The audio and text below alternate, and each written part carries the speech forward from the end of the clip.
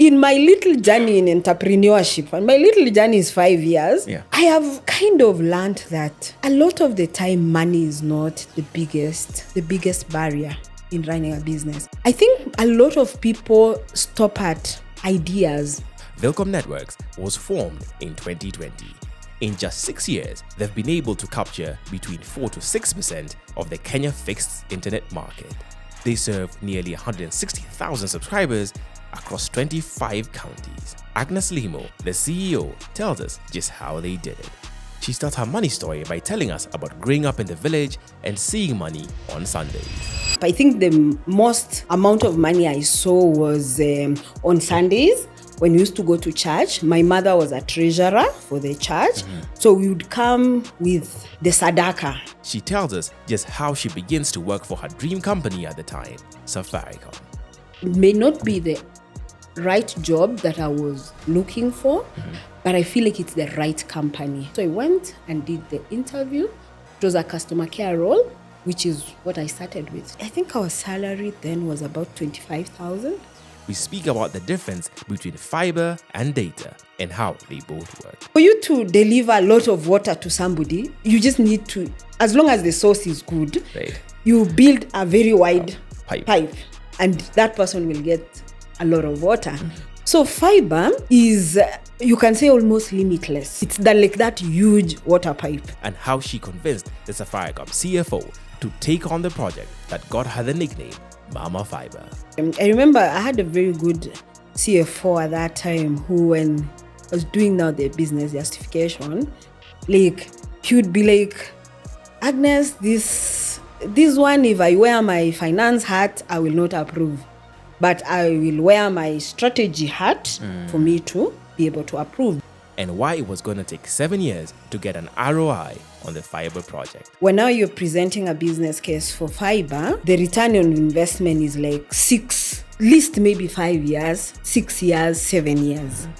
We talk about her transition to Vilcom. But what's the thing that convinces you to leave employment to even start?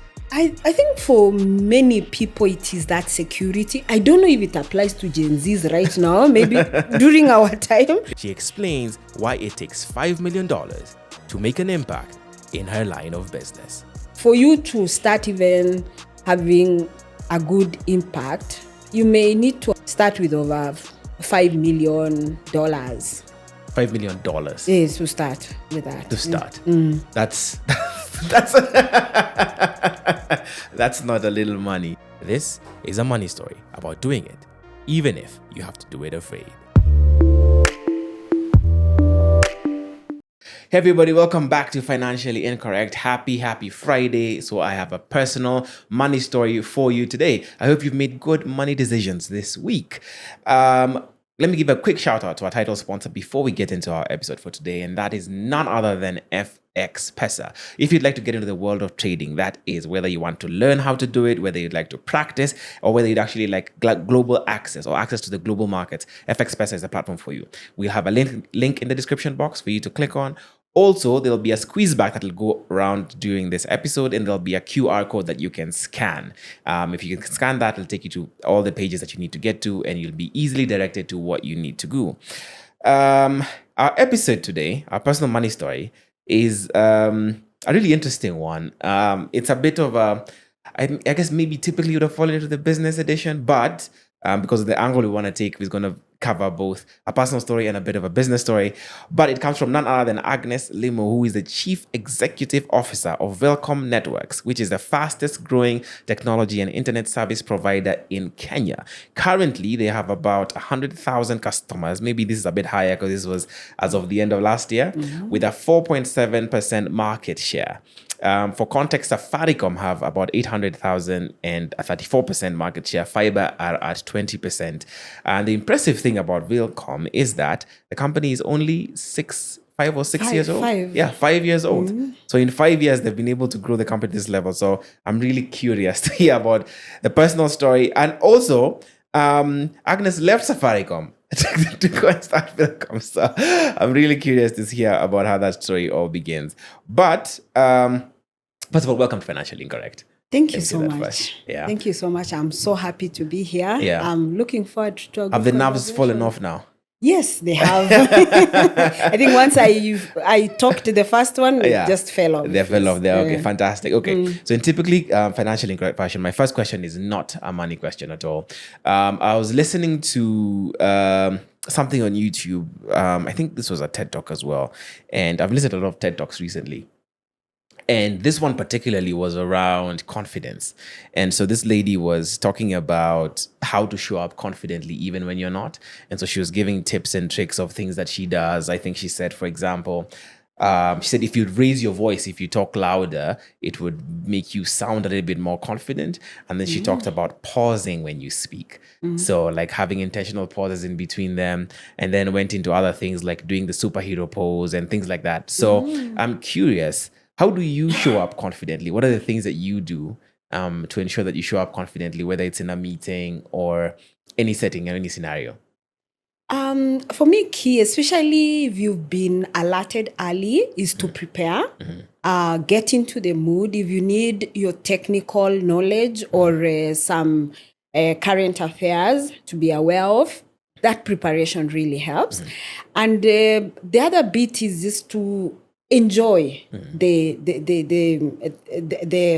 thing that you'll be doing. So make it fun to yourself and be as authentic as possible. I think that really helps me to just build the confidence. Yes, it may not be perfect. There could be some words I would miss, but it's part of the story, I guess. Yeah. Do you have a scenario in mind where you were least prepared and had to feign or show up confidently, and what you did and how that went? There was an event I was invited to, and I thought I was just a guest. And then I was called in to represent a group of ISPs to talk about our story. And I wasn't completely ready, and it was live on TV. I pulled it off. So people saw it as very good. But for me, I knew what I was capable of saying. But it was just internal to me. I knew I was saying I missed this opportunity. I should have said this. I should have put this in this way. But I realized people didn't know that what I actually put out there was good enough. But now I was beating myself and thinking, I should have done this more and all that. So I guess that is what a lot of people struggle with. What you put out there, I think is as good enough. But we end up now beating ourselves and saying, I should have even said it this way, should have done this. And you actually beat yourself too much and not give yourself credit of whatever you've done. Yeah, that makes sense. Okay, I'll just get into your money story now. So where does your money story begin? What was money like when you were growing up? I grew up in Scarcity, in the village. So money was not something that you would converse about. It was more from the negative. Where will we get money to do this? Where will we get money to meet basic human needs? So that was my money story growing up. I think the most amount of money I saw was on Sundays when we used to go to church. My mother was a treasurer for the church. So we would come with the sadaka and now help account and keep it until maybe when the church needed it to use. So that was the largest amount of money that I saw. But at that time, it was so little. I would be thinking about maybe 200 shillings per Sunday because people used to give a shilling, 10 bob, 5 bob, and all that. So it was majorly just in coins. So that was the much money that I ever actually witnessed. And this, I can say, became a bit of a motivation for me to just want, how do I break this cycle of poverty? And for me, that spoke to, there's only one route, and that is education and making sure I pass and maybe get a good job in future.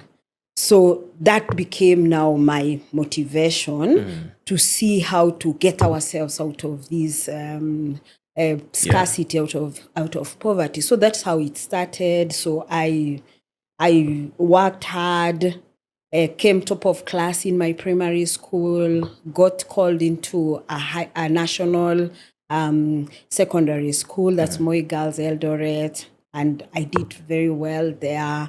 My teachers, I didn't have a role model. Like, I didn't even know, like, I know I needed a job, but in what area? I've never seen any other career being from the village. So the advice actually most my teachers kept telling me is, you're technical, Agnes. You need to get into a technical field. And I didn't even know what that meant. But back at home, I had my uncle pushing me like, no, you need to become a doctor. And it wasn't really sitting very well with me being a doctor. I think I fear blood. I fear just seeing somebody hurt and all that. So I just knew it was going to be a big struggle. But I still listened to him and did a compromise.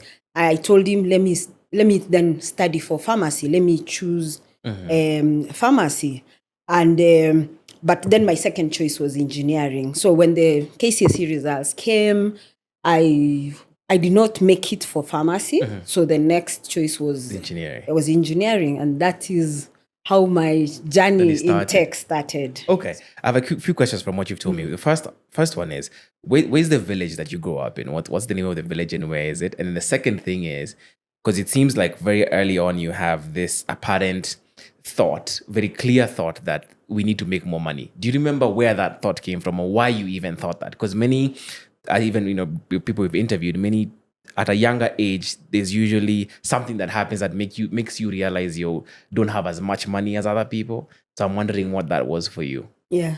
So we're talking about Cheptiret village. This is back in Eldoret, Wazingishu County. That's where my friend comes from. Oh, yes. So I'm very proud of that village. It's made me who I am, and I'm just trying to also see how much I can give back to that same environment that really helped me.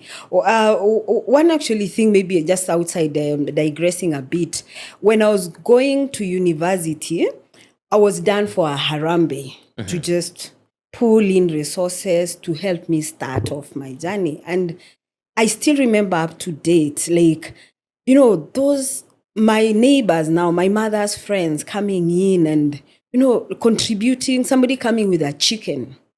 And that is their biggest contribution. Somebody coming with maybe 10 eggs to contribute, and then it's sold during the Harambe. So that still actually is very, very vivid in my mind, just seeing the amount of sacrifice that they were doing, because I think that was the most that they were able to give, even compared to somebody else maybe who donated 5,000 or 10,000. But that, I still remember up to date, that bit.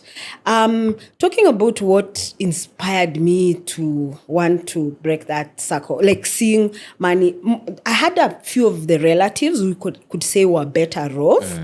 So whenever they would visit, maybe with a calm, you start asking yourself, why? Is it possible that I can actually be there? What did they do differently? So just trying to follow their journey. There was something that I noticed so much about them. Probably they had gone to school. My mother didn't go to school, and my father actually passed on when I was 6 years old. Sorry about that. So a bit, you can say, disadvantaged. So the few relatives that I saw were better off was they had at least gotten an education. And that is why my path to at least breaking the circle of poverty was this is just education. Something funny by there, I never saw anyone in my clan or doing business. So business was not an option. Like I thought it was, it runs in the family for people to actually do business. So even when I was, before now starting Vilcom, I never had an option of It was doing never business. a thought. I thought they are just people who are meant to just run businesses. And I knew I wasn't part of that. Okay. So what was life like in secondary school and university? How because if people are coming together, putting together Harambe to, give you some support to survive, what did you then have to budget a lot during that period, or how did you handle the money that then you got? The good thing about high school was the school was very good. Being a national school at that time, it could have gone down a bit now. So from the common needs, we were not buying bedding. Food was the best. It was the best food I'd ever eaten. Like I was eating better in school than at home. So in terms of therefore meeting, because in high school, I think if you sort a kid with food, You're like fine. almost Like all their 90%. Yes. So I therefore didn't choose to have enough pocket money, but it never put me down. Because I would have my friends going to buy cheese, buying what, having a full stock of wardrobe of snacks and all that. But luckily, it did not put me down. I just knew it was not me. I cannot push my parents to give me what they don't have. So I just accepted my situation and look at the positive side. I'm eating well. My parents are struggling, yes, to pay school fees, but they are able. There was a time, actually, I think in Form 2, my mom requested me if I can change schools because the school fees burden was just too much. And like, can you come to a cheaper school? Because, I mean, the school fees. And no, I cried. And I reached out to a few more relatives, like, and my brother had started working then. So they chipped in, and I'm glad they You were able to managed make to it take through. me through. Okay. And I survived high school, which I'm sure if probably I'd changed schools, maybe that change may not have propelled me to perform very well. Yeah. So I'm glad at least they sustained me in the same Okay. school. And what was university like? Because university now is a total, like you're out in the world now. You're not in a controlled environment. Yes, but university was not too bad because I got full help loan. I was also getting bursary because my story being from a single parent, at least I was getting the bursary that help was giving. So from that perspective, it wasn't so much of a big struggle. I became also creative in terms of not wanting to eat out. I used to cook for myself and just try to minimize as much as possible. One venture that I did, maybe I need to share this. My first business, you can say. After high school, there was now this peer pressure. You're telling everybody, you're talking and you're like, oh, I need to look very good. I'll do my hair. And I was part of that and sharing how after high school, I'll really look very good. And then reality checks in. I reach home and there's no money. So I realized the plan that I had with my friends. So I actually asked my mom. In high school, I used to cut my hair. So I was now in this phase where I need to look like a girl. Right. So I needed to do hair.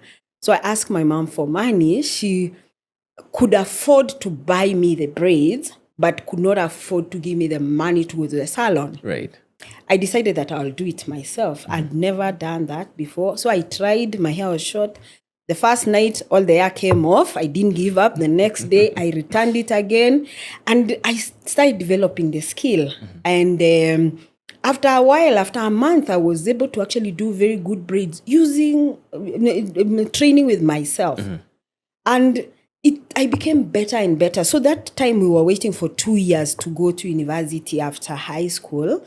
And I became so good that I actually started braiding.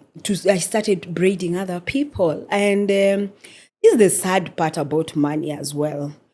And, relatives, friends, neighbors would come and want me to do their hair. When I ask for some payment, they would say no, like they would want me to do it for free. And the sad bit is, if I refuse to braid them, they would go to a salon and pay. So I've never understood that bit. I don't know, maybe people will tell me, like, why didn't you want to promote somebody you know? Because, this is your relative, yes, it's your friend. They're giving this service. just pay them. Because why would you be so eager to pay maybe in a professional place, Right. but you don't want to pay them? So that was a bit of a welcome that I was like, "Whoa, is this how business works? And this is how people use you?" Yeah. So that was one. So in campus, therefore, having such a skill to do your hair also reduced the cost Right. of living. So campus wasn't too bad. I would Okay. not complain. How much money did you get from the help and the bursary? So how much money would you be getting over a semester? If I'm not wrong, at that time, it was about maybe 60,000 annually, the help loan. So it would be disbursed in 3 semesters. That would be like 20,000. Right. And the bursary now would go directly to paying your fee. And no, I may be a bit wrong on that. I may be a bit wrong on the numbers. May need to recheck that, because about 8,000 used to go to now paying the fee, and then you remain with the rest. I may be a bit wrong in the Right. exact Okay. numbers, but yeah, it was still enough to make you move on. My siblings would chip in a little. My mom would chip in a little, but yes, That's I how would you survived. survive. Okay. I was not a high maintenance person. Okay. So how do you get your first job? What happens once you're done with university? How do you get into your first job? It wasn't easy, to say the truth.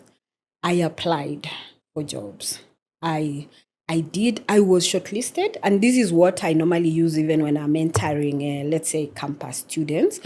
I realized later that I wasn't very good in expressing myself in interviews. I would blame that village mentality and not coached or mentored well in terms of how to even take interviews. So I would be called for interviews, but I would get regrets all the time. And it was a big struggle. I remember the last interview that I did therefore was for a technical role, but because I did electrical and electronics engineering. I did that interview at Safaricom, and I did not pass. And the HR called me later and asked me, you were not successful in the graduate engineer interview, but we have a vacancy in the customer care. Would you be interested? And I was like, yes. So first thing, you need to pay the bills. You're in Nairobi, you don't have a place to stay.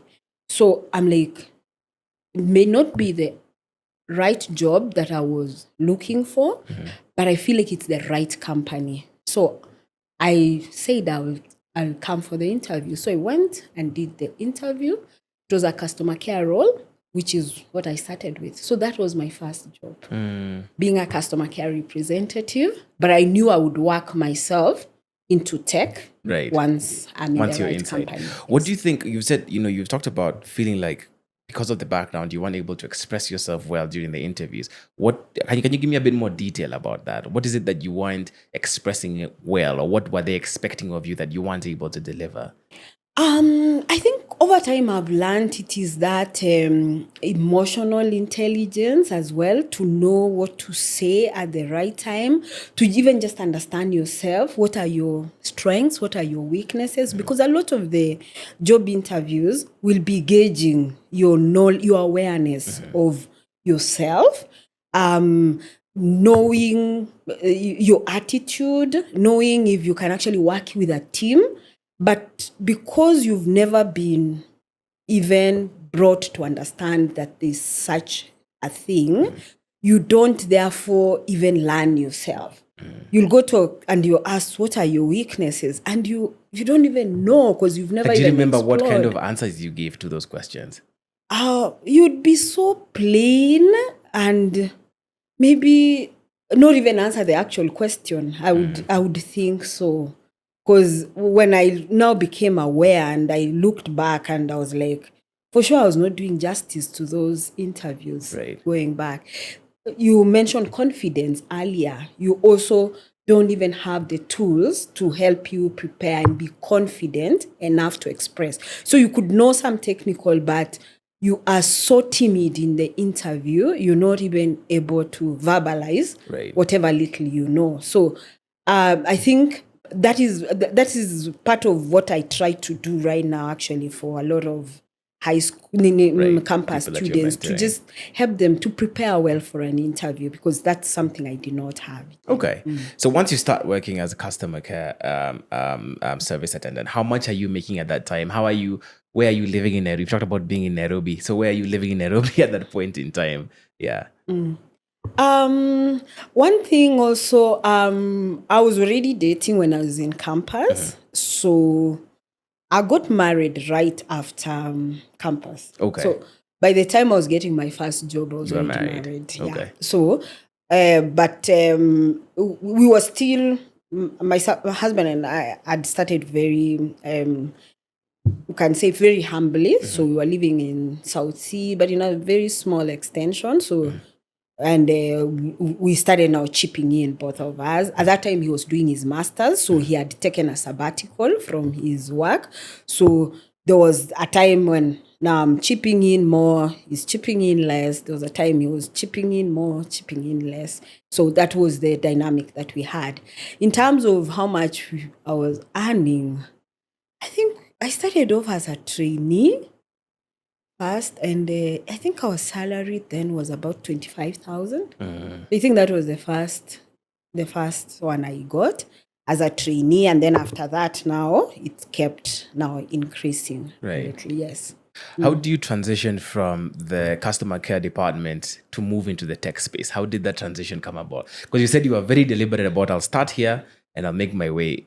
Yeah. It wasn't as fast as I thought, because I thought it 2 months, 3 months, and I'm out. But it took me a year. That's still relatively quick. Yeah. Yes. So I had to be intentional. At some point, now when you're inside the company, you know the different departments. So I identified the people who are running those engineering, the tech departments, and I offered actually to volunteer and get some experience, like that it became a bit easier when a vacancy came up. And I could, because I still had to go through a competitive interview as well. As much as I was in, I had to go through a competitive interview to get the tech job. So that volunteering really helped. And it was a lot of sacrifice from my end, because I would make sure I am in the early shift, go to work at customer care, let's say from 6 to 3, finish my shift, and go now and volunteer. Now from 3. From 3. Okay. To just try and understand what's happening in tech, because no, the reality is, yes, you've been in university, but you come, it's not like one-to-one, a plug and play, like you've learned, now you can apply. So there's a bit of learning there, just, and you have to really sacrifice and really understand. So that really helped. My volunteering and getting to also know the people, getting them to help me even prepare for the interview. Because finally, when a vacancy opened up, I applied and I mentioned to them, I've been shortlisted for this interview, I'm going. So in terms of preparation, they were able, because I knew them, they were able to now help me prepare and get ready for the job. So that was, I can say, the first time that I was able to overcome the non-confidence, because I aced that interview. Like I mark myself and I'm like, all those that had been failing, no, this one was it. Yeah. I was ready now. Okay. And when you're transitioning now, how much is it that you start making it? Are your money habits changing when you start getting into the role that you actually want to be in?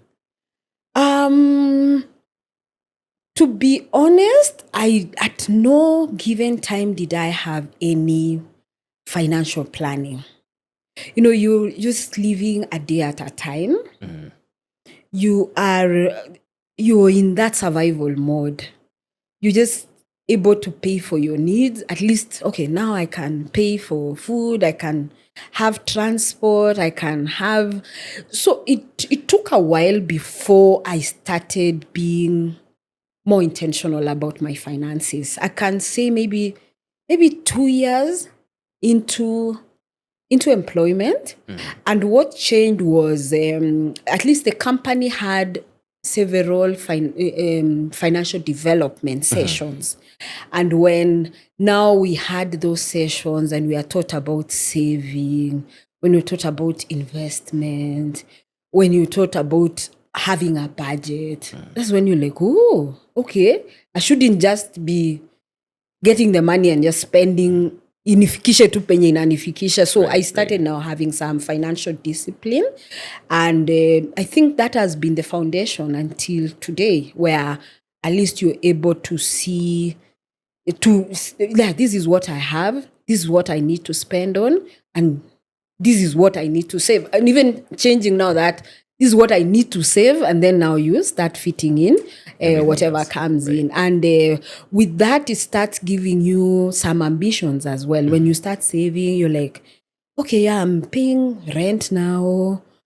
Probably I'm using public transport. Maybe the first thing I need to do, can I get a car to make it easier? Because definitely your salary is increasing. So you start now prioritizing, what do I do to improve my life? Basically. Starting to look long term, even to think, can I actually own a house in Nairobi? You know, such thoughts start appearing to you and you're like, oh, am I being ambitious or not? And then it starts becoming real and you're like, by the way, I can actually own a house here in Nairobi. And you start even looking for, how is that possible? And the company I worked for at least had mortgage facilities, loan facilities that were enabling such. So it became a reality. How many years into your career are you when you start thinking about, is it possible for me to own a house? And how do you then go about exploring that idea? I can say maybe about 6 years into the employment, and your finances, you start actually now with a lot of financial literacy, you start actually calculating and like, okay, if I'm paying rent this much, if I was instead paying for a mortgage, it would mean this way. So you start actually doing those calculations and it become real. And what now you'll be looking out for is more of, how do I actualize that? And now you look at, there are these facilities that are available. It doesn't have to be a very expensive, it doesn't have to be your dream house. That's where you start with. But it is that house that will help you have that security in terms of where to live, and you stop paying rent. And then the other things now start coming up in future. Probably after getting that, I think what I've noticed also, it becomes easier once you've moved one step. Once you buy your first car, it can become easy actually to improve that car. But before you get that first move, there's no improvement that can happen. So don't wait until you can afford your dream car, your dream house. Do you remember how you bought your first car? Yes.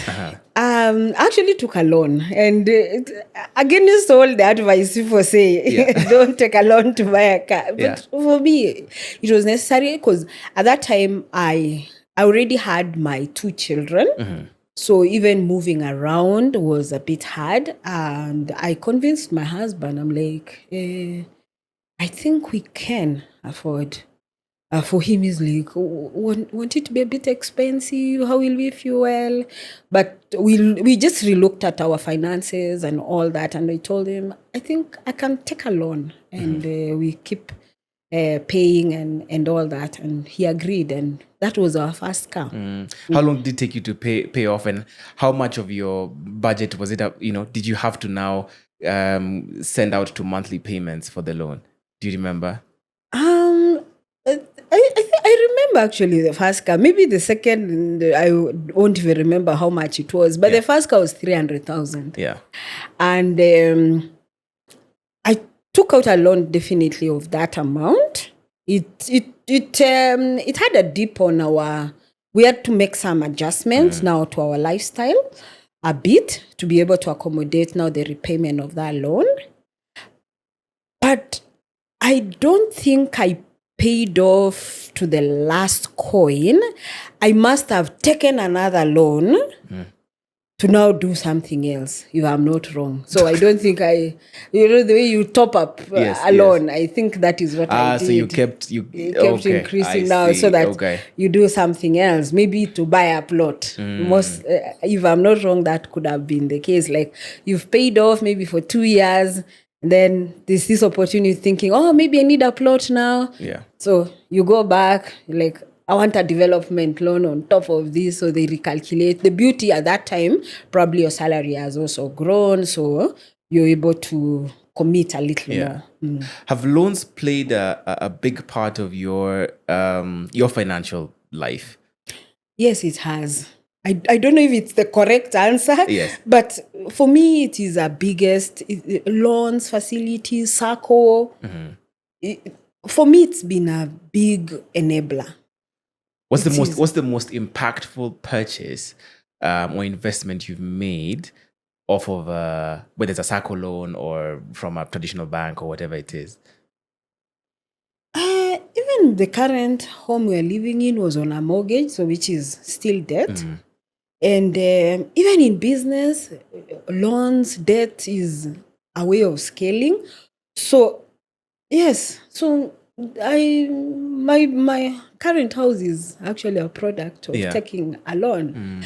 And scaling up also in business is a product of taking debt from different facilities to be able to now reach that. So I'm a big believer of saving, yes, but also I'm a believer of you need to take calculated debt as well to make some moves here and there. Okay. In fact, it's good you talked about business because I want to ask you, because you're at Safaricom for about 14 years, if I'm not mistaken. Yes. In these 14 years, at what point does your company, like if you had to look back now, where do you start thinking about the fact that actually I can go and set up my own ISP and make this thing work? At what point in these 14 years? To be honest, it was not my idea. So, and to start a business, so it's more of my co-founders, my co-directors, who it was more of the idea, because remember I was a big career person, a corporate, and I'm thinking to myself, I was not made for business. Kuna watu walizaliwa na biashara. Mimi, I'm not one of them.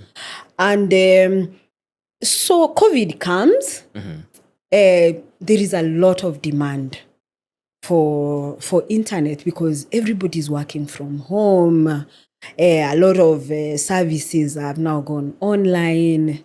There is lockdown, no movement and all that. So there was that opportunity where my co-directors saw, like, why can't we do something similar? So the demand was very high. If you remember, actually, it was one of the part of the essential services that were not locked down. Yes. Yeah. So that's how actually Vilcom got born. It's a COVID baby, and it's because of that opportunity that was there. So my friends convinced me, like, you've been doing this, why can't you do something similar? So that we thinking more of how can we accelerate people having access to internet by now having our own entity that can be able to do that. So that is what happened in 2020. So it was never an idea that I sat and said, I will do it. It was, if you see, actually there's one day, one of the co-directors, I think they could see that I was not really sold out in business. Mguingine ako hapa, but then you're like, oh, I can still look for a job. And one day, actually, she took me around some of his friends who are already in business. And the script was the same. They were sharing their journey, where they are. And they're not really painting at a rosy picture, like saying it as it is, the challenges they've had to go through, the failures, but then the resilience and how they've been able to reach where they are. And for me, the stories sounded real. By the time that evening came and I'd visited about 4 of his friends, I was convinced. I remember actually just asking, why didn't you tell me earlier? And they were like, no, you were not ready. And actually, I believed them. I wasn't. So, and they were like, you're not ready. You weren't ready all the other time. Do you remember one story that particularly touched you and moved you and sort of got you over that hump? I think it was more of the repetition. All the stories were a build-up because I think when you have been having doubts in something, it is not just one story, or it is hearing the same, almost similar stories over and over or repeatedly or from different people that helps to remove the doubt that you've been building. So I think it wasn't just one, but more of it was several people just sharing their journeys, and there was a lot of similarities, a lot of differences as well. But I think the same, what was standing out was, yes, it is not rosy. It will not be easy, but it's very fulfilling. I think that is what I picked up from their stories. That the fulfillment was everything. Yeah. Yes. Okay. Before we even talk about Vilcom properly, I wanted to find out, in Safaricom, for the 14 years you're there, what are the things that you're most proud of about the work that you did? Yeah. The culture there was very good. I think, especially the different. I was there during the late Bob Collimo's tenure. Right. So just building that culture of, you can do it. Like, he used to have this thing saying, I'm not the brightest person in the room. So it used to actually give me that that thought, like, actually you are also bright and you can do that. And one moment, therefore, that was that gave me the confidence was I actually pioneered the home fiber there. And when we started it off, it was something What was very even new. the thinking around that, and how did you come up with that? And yeah. It was how technology was shifting, because there is mobile data had just picked up, and people were really starting to connect to the internet, and it's not enough to do so much when you are using mobile. It has a restriction. Technically, spectrum, when you're not going deep into that, it has limitation of what you can. And now seeing that the demand for data, for streaming, for, all these was getting higher, there was now the need to shift technology and use a more futuristic technology, and that is fiber, because it gives you the bandwidth that you can actually do almost everything with it and not restricted to that. So that shift in technology, like looking at where are we going from a technology perspective, is the one that told us we need to start investing here. Can you explain to me, like a layman, in the easiest way you can, the difference between the fiber and the data, and what the limitations are between these two? Yeah. Yeah. So fiber, if you can see, it's a cable. So I would let me give it an analogy, like even if it's like water. No problem. Right. Let's use water pipes. Right. So for you to deliver a lot of water to somebody, you just need to, as long as the source is good, right, you build a very wide pipe, and that person will get a lot of water. But if you put a small pipe, then they will get very little water. It doesn't matter if even the source is big or what. So that is the essence of now the different technologies that are there. So fiber is, you can say, almost limitless in terms of it's that huge water pipe that can deliver so much. The mobile internet, you can say now, is a small pipe. Yes, it will still give you, and that is why you've been hearing different technologies. You had 3G. 3G was even a smaller pipe, but now it's on air. 4G now increased a little. Yeah. 5G is here. It has increased a little, but it has not reached the the level of fiber. Right. 6G is also being thought about just to try and increase e-pipe. So in an analogy perspective, it's like that pipe. You're trying all the time to increase the pipe. But fiber is constant. It's that big. Okay. So, and is the limitation more what's the question? Is the limitation more the platform upon which the internet is distributed? Yes. Okay. The biggest actually, when you talk about mobile internet, for that signal to reach you, there is what frequency that serves you. So, okay, there's a lot of tech there where you are actually shooting from a base station. You've seen the boosters that are there now and serving a group of people. So if that booster has been configured, let's say to serve a maximum of 500, if you're in a place where you're 1,000 of you, and let's say that it's limited to 1 Gbps. I think that's everybody knows at least 1 Gbps. So if that can only give you 1 Gbps and you're 100 of you, then each person can get only 10. You see? And there is no way of upgrading that probably to more than 1 Gbps. So the airspace is the one that is limited. Okay. But now when it is a cable where it is fiber, it is almost limitless. Okay. You can expand it as much as possible. You can buy a bigger router, you can buy a what, but the light itself can transmit as much information as possible. So an attempt to try and explain it from a layman perspective. I've understood, I think. Okay, so you're at this point where you're saying you're seeing the technology trends shifting. Yes. So what do you do at that point? We had started now rolling out our own fiber more to just connect the different base stations, the different boosters to now serve the mobile.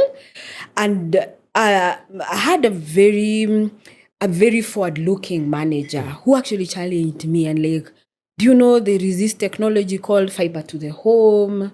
We go read about it. So he started actually studying and researching about fiber to the home. What does it mean? What does it take to do it? And then we actually started doing a POC, one of the POCs in Embakasi, NSF, the big estate. And it was a success. And then we convinced the business that why don't we do more of the estates. So we picked some of the bigger estates as well. We rolled out like 4 ways, and rolled out and more of a proof of concept. This thing works. And before long, after I think a year or two, the business actually saw like this was something to go with. At that time, competition had also peaked. Fiber was in it a lot. Zuko was in it a lot. So there was that, like, if you also don't do it, somebody else will do it. So, and that's when we actually got a go ahead to actually roll it out now en masse. Okay. And I took the company from 0 subscribers to become the number one in that front. Yeah. Which is what I want to do also for Vilcom. Take it to position number 1, which is possible. Maybe let me ask, when you're doing the proof of concept, what are the metrics you're looking at that would determine whether you're successful and whether it's a viable business opportunity or not? From a business justification perspective, it was a bit hard because fiber is a long term. The return on investment on fiber is longer than mobile. So even in the company, it was a mind shift because when now you're presenting a business case for fiber, the return on investment is like 6, at least maybe 5 years, 6 years, 7 years. While there's been the standard of you put up a booster and 1 year return on investment. So there was that shift first from even I remember I had a very good CFO at that time who, when I was doing now the business justification, like he would be like, Agnes, this one, if I wear my finance hat, I will not approve. But I will wear my strategy hat for me to be able to approve, because I guess that is what business people or leaders need to be looking at. Sometimes you can be so focused on when do I get IRR, how does it look like? But you need to see, if I don't do it now, it may not look as lucrative as it is. Will somebody else do it and now even eat into what I am currently getting? Because if I don't participate in that, what does it mean? So I guess walking that journey, also working with the finance team, really, I can say was a blessing, because it has helped me in my business right now, just knowing what to look out for and understanding what's a good business, what are these matrices to work around. And so meaning for me, it has been key also looking at not just accepting that return on investment on fiber is very high. It has to be 6 years, but looking at it, what do I need to do to reduce it?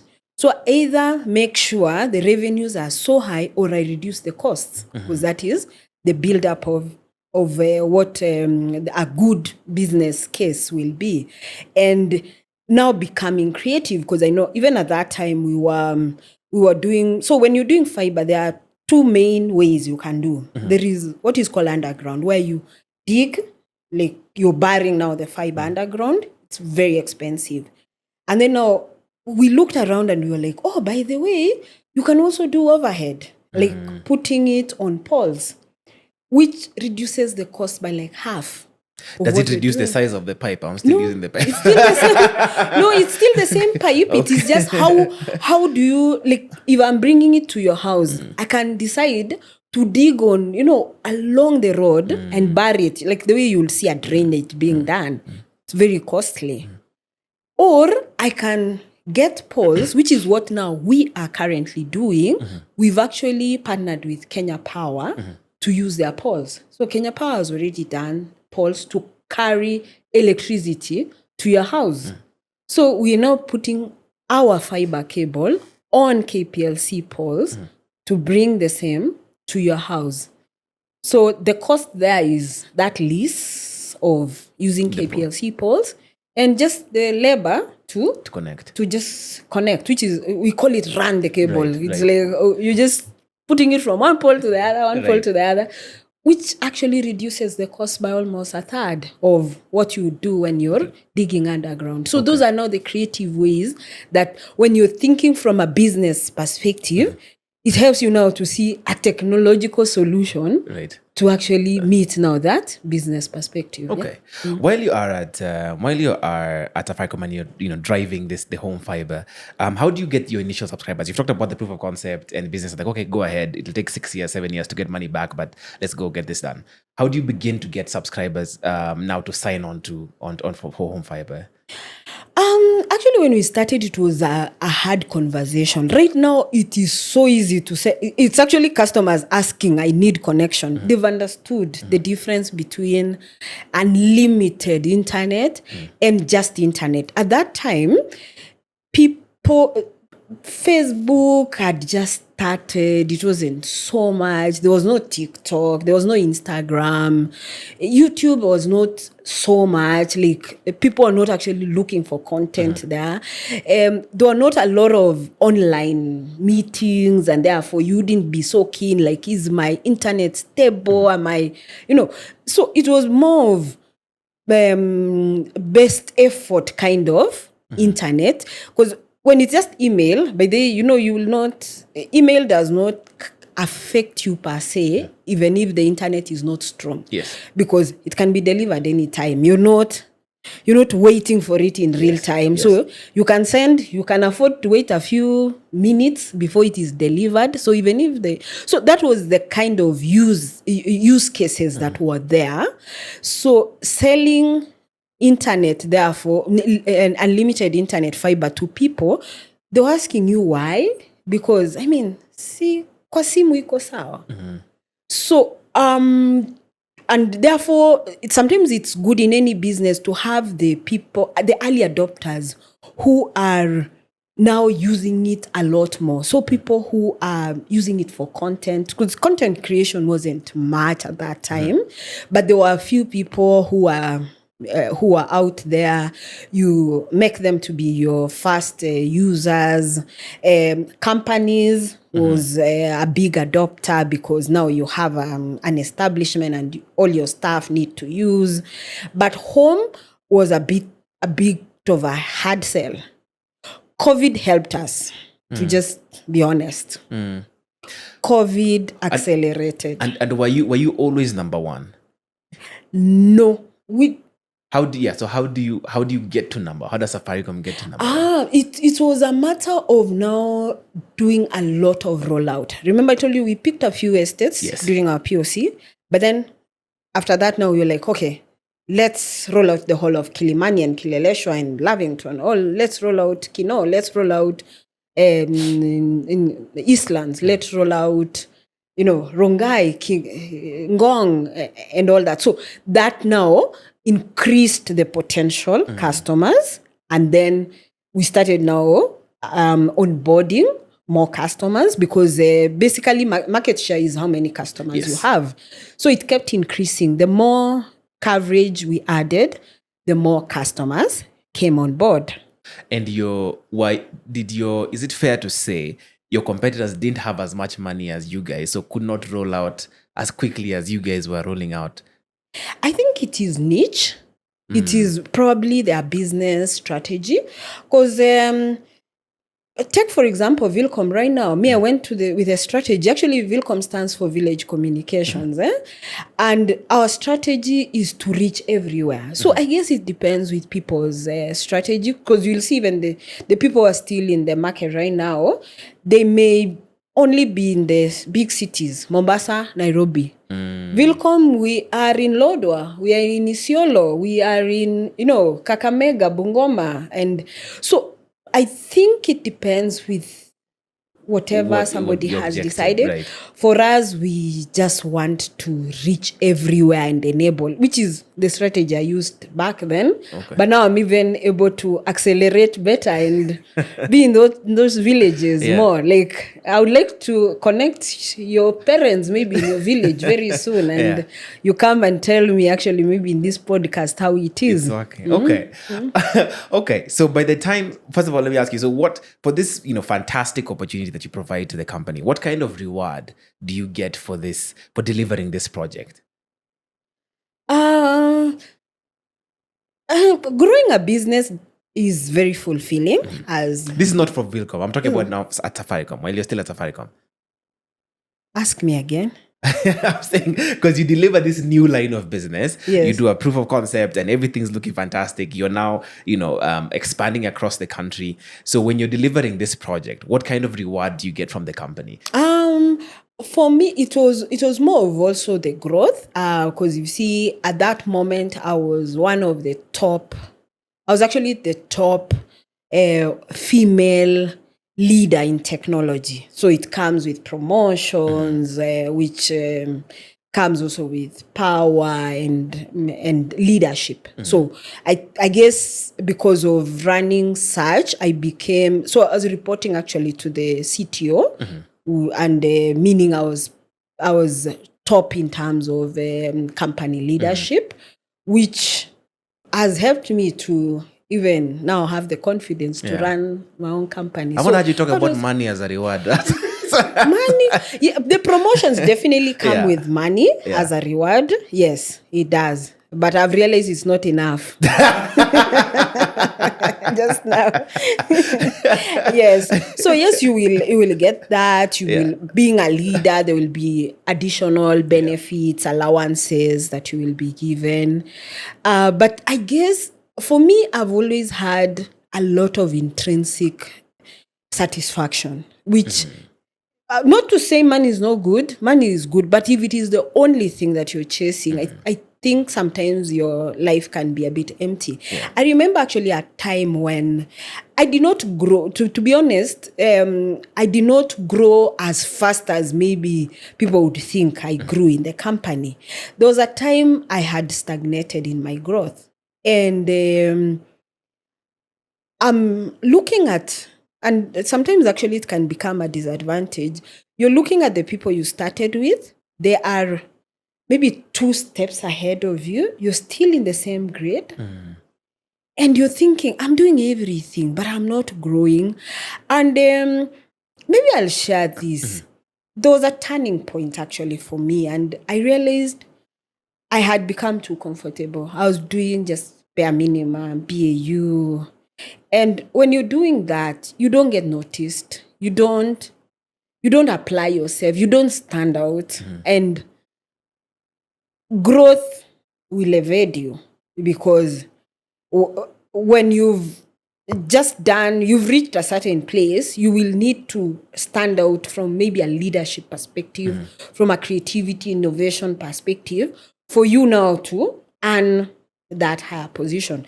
I don't blame myself as much, because I think that is the time I was growing my family, children and everything. So it became like a priority. And once now my children were at a certain age, which comes as a bit of a disadvantage for women, to just say, you keep taking breaks, you're on maternity, you come back, you're trying to catch up, you could be again due for another maternity. So there is a lot of disruption in your career when you are just bringing up your family, right. Which is still good, because I'm the happiest actually with my children. And my turning point, I think, came in when now my kids had reached a certain age and I could apply myself a little more. And that is when I saw growth. So I started being given good projects, which was actually even the fiber project, doing it when first we were rolling out, and which now opened up. I remember actually there's a time when now my boss had challenged me and like, let's start fiber to the home, and I'd done a bit of research, and I actually walked to him and I told him I want to be the technical lead for this. And he actually announced to everyone, oh, so Agnes is going to be the technical lead for fiber to the home. And I got scared. I went back to him and told him, no, I've rethought about it. And I am busy doing other projects, excuses. And he just told me, stop being a coward. And I just went back, and I remember just thinking, okay, let's fail, because I had seen failure, because I'm like, I'm taking on this thing. It's new. I need to read a lot. I need to research a lot. What if I failed? So I had a lot of self-doubt. And that's why I went to him to just like, Ebu, nijitoe. And I am glad he did not allow me, because I don't think Vilcom would be here if I had actually become a coward at that moment. So sorry, the particular question I want to ask you before you go too far, around applying yourself more, when the turning point sort of comes and your kids are a bit older, what does that mean? Does that mean you are staying in the office a little bit more? Does that mean you are dedicating another 2 hours to your work? Or what does applying yourself more mean? I would say it more from 3 perspectives. From your mind first, it's like you stop over worrying about the children, because they are in a certain age where at least you can discuss. And even if you need to be late, you can have that discussion with them, like, I'll be late. So you stop feeling guilty as if you are leaving your children. So there is that, first of all, that mind where you are feeling okay, like I'm not abandoning my children, because you can negotiate with them, you can make it up to them. And like when they're so young, they just need to be held and all that. So that, I think, was one. So meaning I could apply myself a little more if I need to get a bit late, or if I need to travel, if I need to be somewhere, I could now go and be out there. I think the advantage of age as well, because age is also moving at this time. So you're getting older, you're getting wiser, you're getting a bit not getting so scared. Yeah. So that is what was happening as well. Okay. Yeah. What are the other two? You said 3 perspectives. So one was the mindset, yes. and then giving a little bit of time to now do a little extra. You can stay up a bit late. You can go on a weekend without feeling like you've left your children. Right. So giving a little more time of yourself. And now that advantage of wisdom, I think with age now you are wiser, you trust yourself a little more. And you've been reading a lot as well, and you can apply all that. Okay. So by the time you're at this point at Safaricom, at this leadership position where now you're reporting to the CEO, what's your CTO? What's your financial position like at that point in time? How is your money? Have you paid back the loans? Have you taken another car on another loan, or what's happening at that point? Yes, I've taken more loans. I've now taken a big mortgage in millions. Yes, to now buy the house that we are currently in. Yeah. So yes, from a financial perspective, yes, I've committed a lot of my money also. And when you start now you start learning about doing your budgeting, you doing your projections. When you look at it, there is, it's called what? Worth. What is it called? The net worth. Yes. When you start Net actually worth. calculating your net worth, you like, the zeros have increased. It's not as bad as it was before. Yeah. So yes, there's a bit of change financially. You're able to do a lot more. Remember also, I won't forget the community that is around. You're looking back and you're able to do a lot more for your people. Yeah. At that time, we grew up in a grass-thatched house, mud and all that. So one of the things was also like, I need to improve my mother's house. Right. So gone home, build a decent house for your mother, and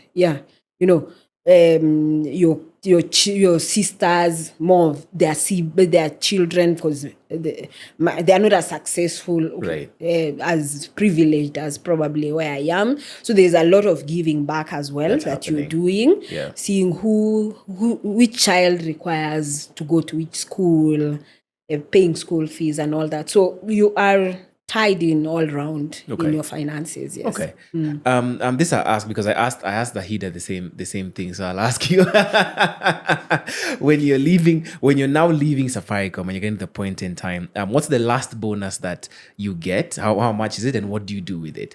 Zahida bought a piece of land with it that she invested in. For me, it was this mortgage that I had. Yeah. And at that time, I would say probably I still had about 18 million to pay.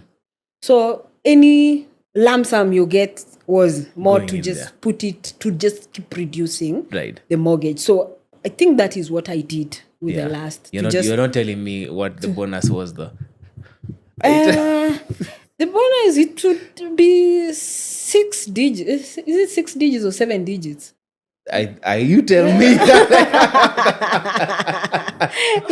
So 7 digits. Okay. Yes. And it went into the mortgage. to just try and reduce his the mortgage. mortgage. Okay. Yes. All right. That's what I did. All right. Maybe let me ask this, because I actually haven't asked anyone who's had a mortgage of this size before. So when you're taking on the mortgage, if you're saying you at that point in time you had 18 million left, I'm assuming you had paid a substantial amount of it to that point.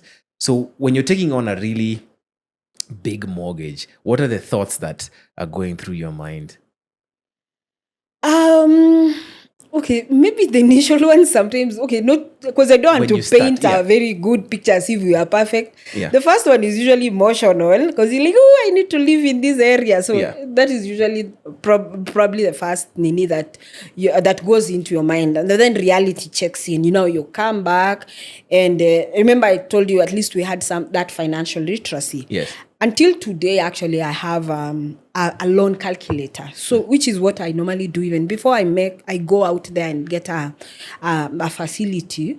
I have that. It's in Excel. Maybe now because I've learned a bit of programming, I need to put it I need to code it into a nice system. So it's still in Excel. So I normally just go in and put in the figures. So if, let's say, this house can cost 40 million, 30 million, just for argument's sake, 20 million. So you put it there.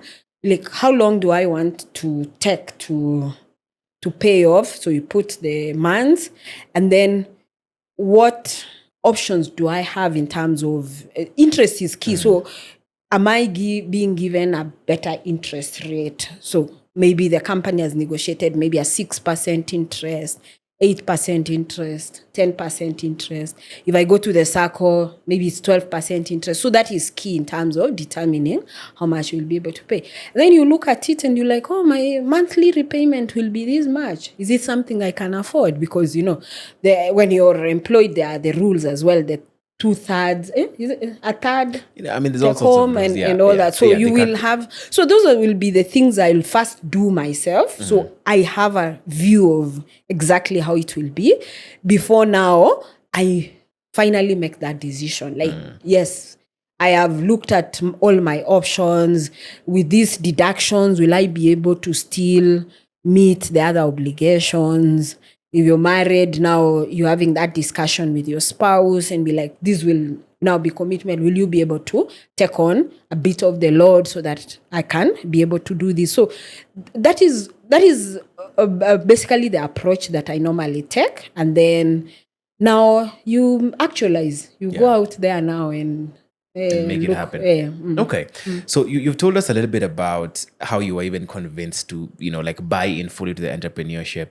But what's the thing that convinces you to leave employment to even start? I think for many people, it is that security. I don't know if it applies to Gen Zs right now, maybe during our time. Yeah. It is that security. For me, I think if I ask a lot of people, it is, do I have a roof over my head?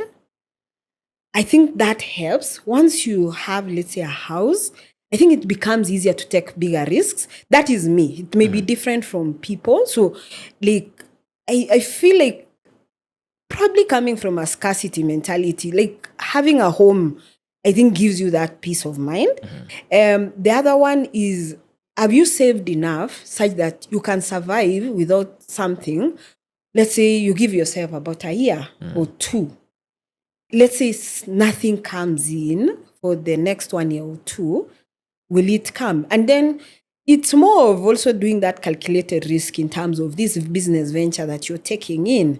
And for me, that's part of the remember the visits that I had with my co-director in terms of just seeing the options and being it was a business that I had run before, like seeing the success and knew the potential, it was a bit easy to convince myself that not so much will go wrong. Yes. The worst that can happen is maybe there's a bit of delay before we really get benefits. But so you have to actually reduce the risks as much as possible for you to be able to make that leap. Okay.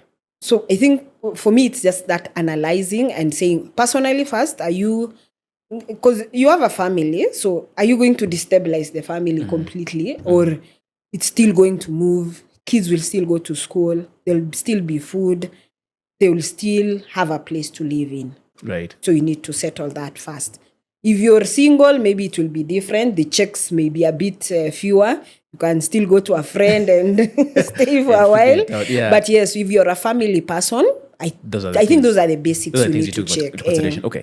This seems like a capital-intensive business, though. Yeah, it's not cheap. So how much money did you need to put together for you guys to start this business? And how did you even go about getting this money to put this together? It's been a combination of many things. Equity, contributions from directors, putting in a lot of the investment, going out there and getting loans. And one of the key things that has happened as well is more of we are not just the initial people who started. We've had to incorporate a lot more. people to be able to put in more investment. And I remember this is something, I don't know, it can help someone. And one of my friends actually was once told me, like, you can decide to have 100% of a kiosk. Ile unauza tu bread, leo mkate, and you're happy that it is 100% belonging to me. Or you can decide to be like, you know what, I'm going to let go of some of the shareholding of this company so that I bring strategic people who are going to invest in this so that we can scale. And what it can do to you is you may end up now having so little shareholding in that, but when you see the benefits, it's a lot more. Let me just take example. If let's say the person who started, let's say Google, decided to hold on, maybe it wouldn't be where it is. But I mean, right now, even being given 0.0001% of Google, I mean, it's massive, So I think that mind shift is what I think is the best and what can help you scale up, especially a business. Once you've done the initial investment and now you want to scale, I think it is okay actually to say, you know what, if I remain like this is the match this is the longest we will be. But if I open it up and bring more investors, then we will double, triple, quadruple our growth, and therefore whatever even smaller percentage I will have will need. You talked about an initial start. I'll give a range for such a business. For you to start even having a good impact, you may need to have start with over $5 million. $5 million. Yes, to start with that. To start. That's that's not a little money. It's not. Yeah. So how did you go about amassing and putting together all this money? Who are the people who need to come together to make this work? And that's just my question. So most of my co-directors have been in business. So you can say maybe me and another co-director were people who are in corporate. So they had other businesses that were running.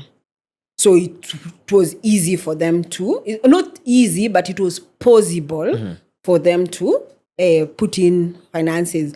And it's not, you don't need to, they don't need to do it at once, like day one, this is the money. But because you keep growing, maybe the first 3 months you need this, you need to expand the next 6 months, you need to expand the next 1 year, you need to expand the second year, the third year.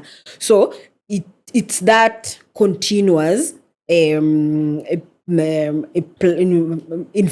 into the company. Right. And, as much as maybe you don't break even immediately, not break even, maybe you don't get the return on investment, but there is something that's already coming in, right. You start plowing back again. Right. Instead of now deciding, wacha tukule sasa yenye imekuja, there's usually that decision also. You're like, okay, let's not reward ourselves as shareholders now. We still plug it back to the business to expand so that it's even a bigger a bigger company. So how did you find the network of business individuals to put this money in? The people who put the money, where did you find them and how did you find them? And I think, I don't know, this may sound controversial, but in my little journey in entrepreneurship, and my little journey is 5 years, I have kind of learned that a lot of the time money is not the biggest barrier in running a business. That is my current take. Like, it is not the biggest barrier. I have seen, I think a lot of people stop at ideas. I have this idea. And you start telling yourself it is so big to surmount because you see the money that you need as whatever. But I think the best is first start with the little that you have. Remember, I told you, you didn't need to invest all that at once. So what we did, we started with the little that we had. With one area, we actually rolled out Rongai. And we did Rongai very well. And how much did it cost to do Rongai on its own? Let me try and renew my mind how much it could have costed. As I tell you how it was. So you've rolled out a small area with some reasonable amount of money that you're able to do, and you start now seeing the benefits. And what happens is it becomes easier now to go and sell that idea because there is proof of what it is. I put in this, and this is what I'm getting out of it. If you invest, now the next, we will do this, and it will grow, it will double, it will triple, and this is what. So that is one aspect that I have seen. And sorry to divert also just from the fiber business. There's something I tried. I'm big on manufacturing as well. Like I would like to actually venture into manufacturing in future. And we normally do a bit of farming, and we planted strawberries. And we were like, okay, strawberries have a very small shelf life. What can we do? We can do value add by making strawberry jam. And we just researched and be like, okay, we can actually do that, but because we are not going to buy all these equipment to make strawberry jam, why don't we start small by using sufuria and a spatula, and you wear gloves for now, hygiene and all that. And we did that, and we got the best strawberry jam, homemade, but very good. And for me, it's like, but I didn't need much. I just had a sufuria, and I was able to do that. And that the proof of concept. So if I want to scale that business right now, it is so easy because I'll have a sample. I'll even be able to show somebody and test. This is the strawberry jam that will come out. And this is how we will price it. Because I started actually selling to my friends who they like it because I can be able to play with the ingredients. I can add less sugar. I can target it to diabetic people, no added sugars and all that. So I'm saying that because of my belief now of that sometimes money is not the biggest barrier. It is actually having that idea and be able to prove it. Say that when you're going to somebody now who has the money, you're telling them, this is what I have, this is what I'm lacking. If you put in this, these are the workings, this is the return that we will get, these are the revenues we'll get in a year, in 2 years, in 3 years. So it becomes easy for that person, especially people who've been in business for a while, getting a facility will be easy because they've seen a real business venture that is out there. So that I'm coming from that perspective of where can you first try a little, do it, and then go and sell it to people who have a bigger financial muscle to come in because you can be able to demonstrate how you're going to safeguard their money and actually grow it, triple it, and make it profitable for them. So back to now the business. Yes, so that's what we did. We started in the small way that we could, rolling out Rongai. Maybe we could have started with over 10 million, like that, doing a small area, and then moving on, adding another small area, bits and bits like that. And as now you build it up, and then next you're like, oh, we want to be in Nakuru. We want to be in Eldoret. So it becomes now a multiplier of that small part that you started with the little money that you had, and then you keep now expanding. So even if you go, let's say, to Nakuru, you don't cover the whole of Nakuru. Start with a very critical area with the money that you can afford. Then, and let's expand to this other area. Let's expand now to this other area because you've gotten this money. So that has been the strategy actually we've used, and will be Now after some time you've built a good business that you can now go to your bank and be like, these are my cash flows. Can you extend some credit for me to expand?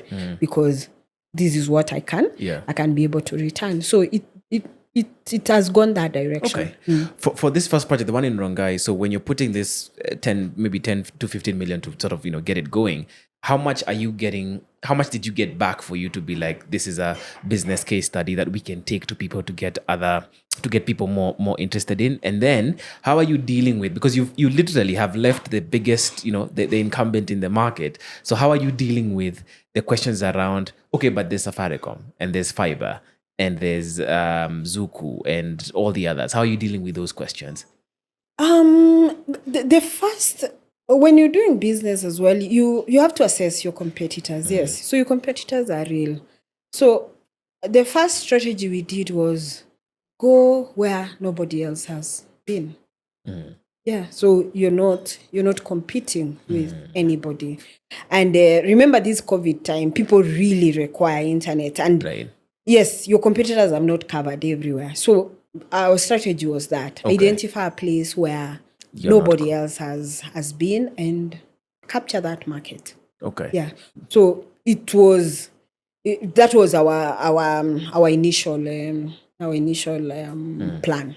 Do you think that's what's led to you getting to the 100,000 plus subscribers that you have now, basically being in spaces where your other competitors have not been in? Yes, and we're going to do more. Remember village communications? Yeah. There's nobody actually who's ventured into the village to take fixed internet there. Right. And that is what we're doing. And are you taking it at a price point that they can afford? Do you have to develop packages that would be cheaper for people in the villages to be able to pay for? Yes, we are very affordable. May not be cheap, but affordable. So we have a range of packages. The list being 2,000 shillings for the fixed internet. But we've also looked at, yes, we seem to be leaving some people behind who cannot have the price points of 2,000 shillings. So we've launched actually a product called Vuta Wi-Fi. So Vuta Wi-Fi is a pay as you go. You pay as little as 10 shillings, but able to get the speeds as good as what our home customers are. And these we have targeted to markets, border riders when they are at the stations, and students especially. So we go to students' hostels and put these the Vuta Wi-Fi. So it's Wi-Fi that they can pay as they go. So you pay 20 shillings, you get it for a day. And for a student, I think that is very affordable. So that I can call it cheap. So we have different products for all different kind of segments. We have for businesses as well. So it is, you can probably, your business, you require as high as maybe 1 Gbps. So we'll be able to price it according to your needs, according to your uses, the use cases that you have. For the home businesses, we have up to even 500 Mbps that somebody can buy. Probably you've automated your entire house. You're working from home. You're a content creator. You want to be able to stream without you want to be able to go live without it buffering and giving bad experience to your viewers. So we have all packages actually for everyone. So our lowest is that 10 shillings, you're online and you can surf. All right. What's been your toughest financial moment while you've been building Vilcom? Is it financial or I don't know if it's financial or it's what actually is technical? the toughest financial moment while building Vilcom? Have you gotten to a place where you had no more capital or you're running out of money? But running out of money is common, I think. It's so expected. Yeah, you may not be able to, there is what is in your mind, like in your plan, like if it was possible, bets removed, I should have covered the entire country. by now if there was no limitation in terms of finances. But now being a business person, you realize also no, you have to prioritize. You cannot have all at once.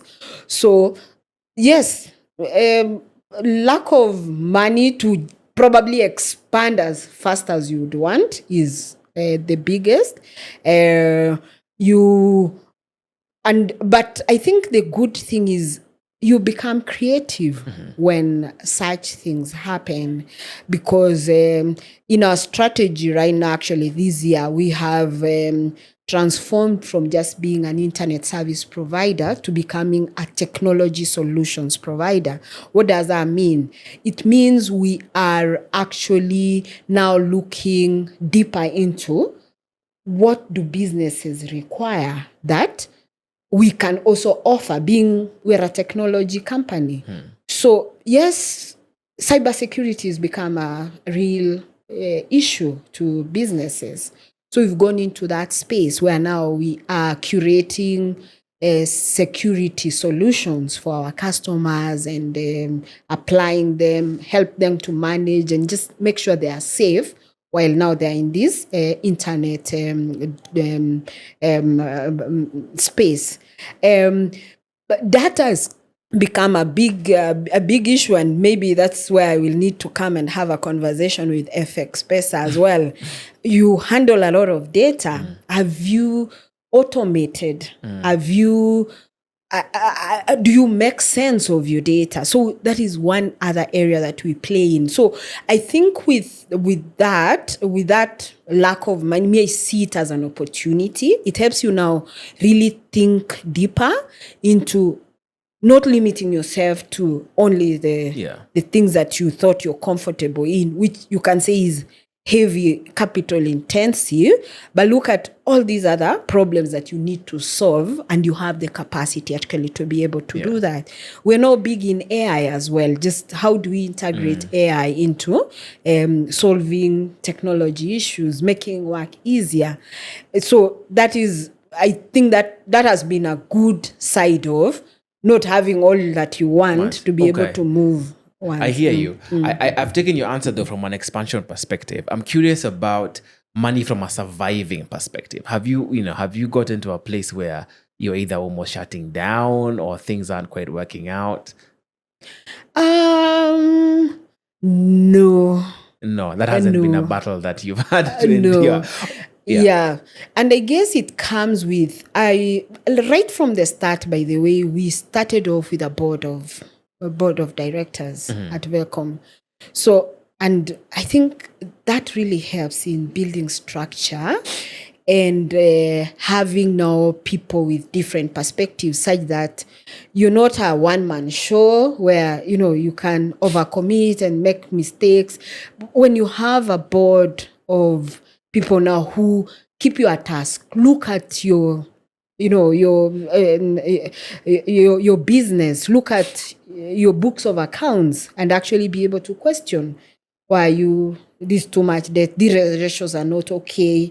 Could you, and it's people who've been in business, they've been running, so they know how their books of accounts actually are, and they can be able to see that if you don't do something about this, then it can. So I think that has really helped, just being with that board that really oversee and make sure that the business is run in a healthy way, not overcommitting and not also going too slow in not expanding. So I think that has been key. Probably what has helped us to not be in a too tight position where you're thinking of shutting down. No. So Vilcom, we are on an upward trajectory and just assuring our customers that we are here for them. Yes. Okay. My last question is, what's one single thing that you're doing in 2026 to ensure your money story is better in 2026 than it was in 2025? As Vilcom? You can give me answers as Vilcom and as you, from both perspectives. Yes. As Vilcom, definitely expansion is a continuous thing.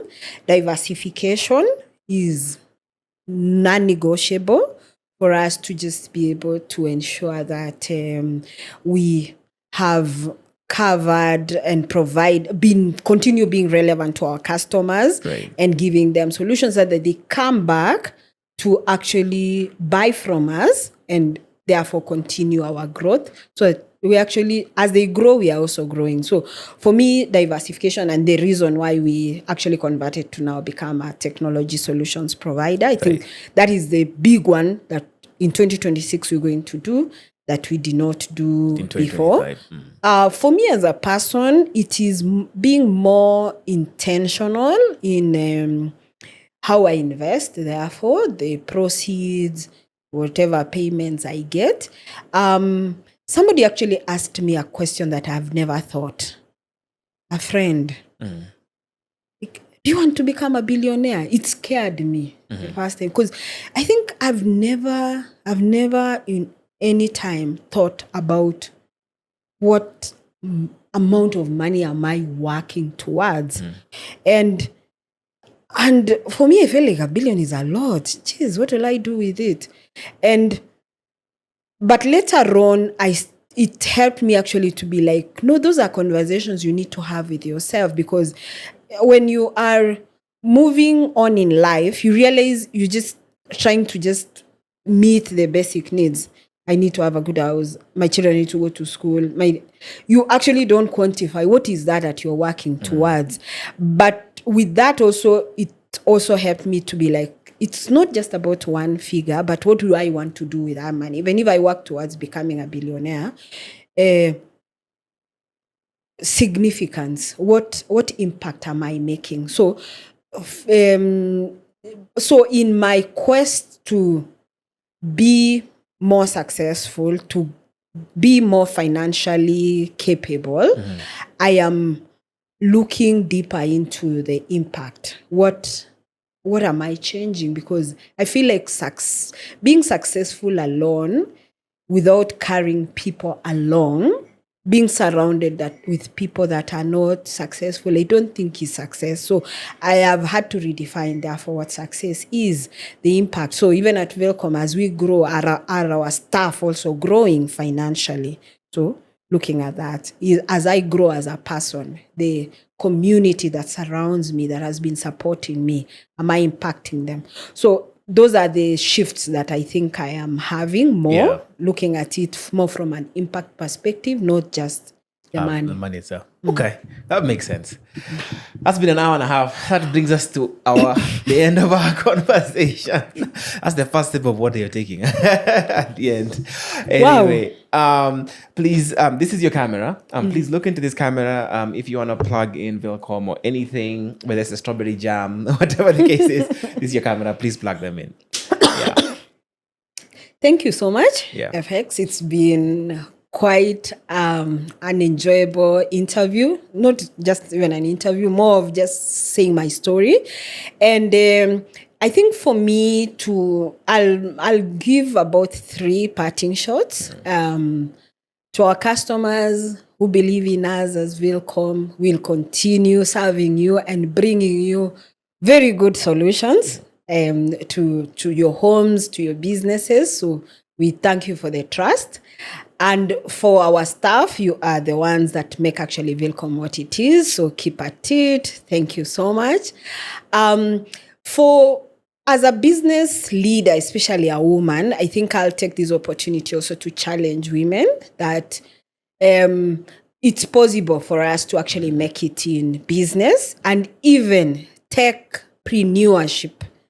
So let's take on the challenge. Let's not say it is something beyond our what we can do. It is actually possible. If my story can inspire you, just know that it is doable.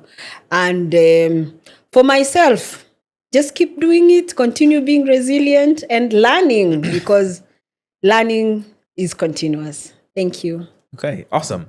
Well, thank you guys for rocking with us this Friday on Financially Incorrect. We will see you next week on the next episode of Financially Incorrect.